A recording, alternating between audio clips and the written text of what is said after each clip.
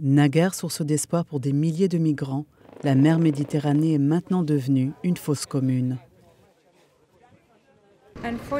Malheureusement, ils ont confirmé qu'il y avait environ 800 personnes à bord du bateau quand ils ont quitté la Libye samedi matin à 8 heures, et qu'il y avait des femmes et des enfants à bord, et aucun d'eux n'a survécu. Depuis le début de l'année, plus de 31 000 personnes ont traversé la Méditerranée pour se rendre en Europe. Avec les mois d'été et un temps plus clément qui approche, ces chiffres devraient augmenter. Et c'est là la tragédie. Car jusqu'à présent, cette année, le nombre de morts est déjà 10 fois plus important qu'il ne l'était en 2014, à la même période.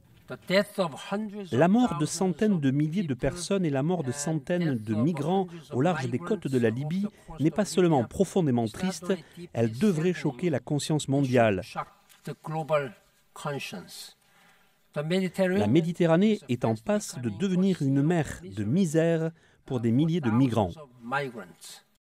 Face aux vagues continues de migrants, l'ONU appelle maintenant la communauté internationale à instaurer des mécanismes robustes de sauvetage en mer pour sauver des vies et prévenir d'autres tragédies. Bouddhistes, chrétiens, hindous, juifs, musulmans, sikhs, les chefs religieux du monde entier se sont réunis dans la salle de l'Assemblée générale cette semaine pour discuter des moyens de promouvoir la tolérance et la réconciliation et lutter contre l'extrémisme violent. Notre réunion rassemble des leaders politiques et religieux pour parler d'une seule voix et dire non à ce qui nous divise et oui à ce qui nous unit. Enraciné dans la marginalisation et les inégalités est essentiel pour endiguer le mécontentement et la frustration qui conduisent souvent à la violence.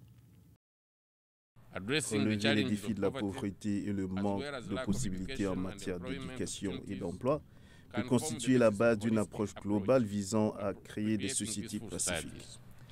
Le secrétaire général de l'ONU a souligné la contribution essentielle des participants à cet effort. Les chefs religieux travaillent en première ligne dans leur communauté. Beaucoup d'entre vous peuvent voir les forces de radicalisation ou d'intolérance en présence.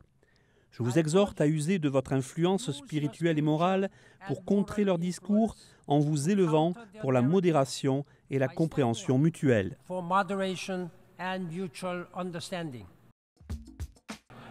Les enjeux des 370 millions de personnes autochtones que compte le monde ont été au centre des travaux des Nations Unies ces derniers jours.